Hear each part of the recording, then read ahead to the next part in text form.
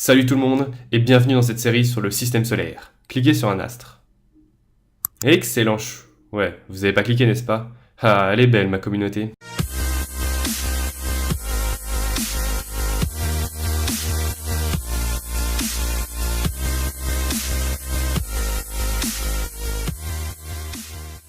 Savez-vous quelle est la planète la plus proche de la Terre?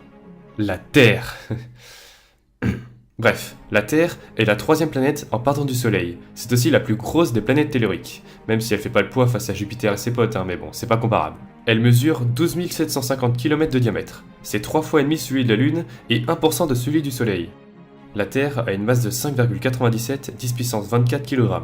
C'est 9 fois celle de Mars. Et ouais, on dirait pas comme ça, mais c'est petit Mars. La Terre est composée à 32% de fer, au plus grand plaisir de Magnéto.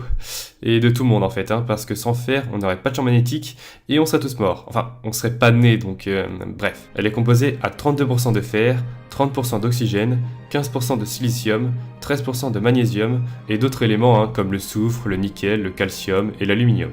Évidemment, tous ces matériaux ne sont pas disposés au hasard, ça serait trop simple. Au centre, il y a un noyau qui a la même température que la surface du Soleil. Il est composé à 80% de fer et 20% de nickel.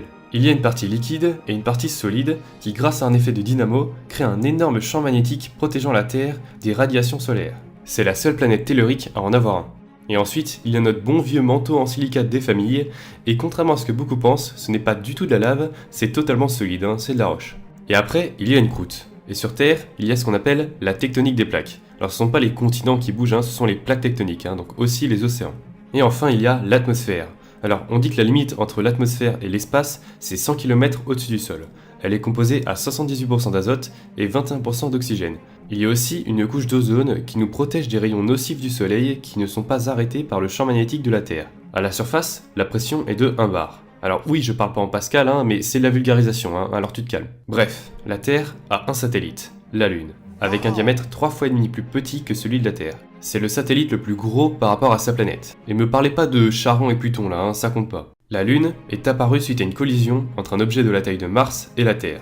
Cet impact a projeté des milliards de tonnes de débris autour de la Terre qui ont fini par accrétion à former la Lune. Mais ce n'est qu'une théorie. La Lune tourne sur elle-même à la même vitesse que sa rotation autour de la Terre, 27 jours. Ce qui fait qu'on voit toujours le même côté de la Lune. Et ouais. D'ailleurs, ce schéma n'est pas du tout à l'échelle. Si c'était à l'échelle, ça donnerait ça. Et ouais, elle est loin, Malgré tout, c'est son attraction gravitationnelle qui est à l'origine des marées. Bref, qu'est-ce que je pourrais dire moi? Ah oui, la lumière du soleil prend environ 8 minutes à venir jusqu'à nous. Donc si le soleil explose, on le saura que 8 minutes plus tard. Et si on creuse un trou jusqu'au centre de la Terre et que vous sautez dedans, il vous faudra 38 minutes pour toucher le fond. En fait, le truc le plus important et le plus incroyable, c'est quand même que la Terre est la seule planète connue à abriter la vie. Et ça, je pense que t'es bien placé pour le savoir.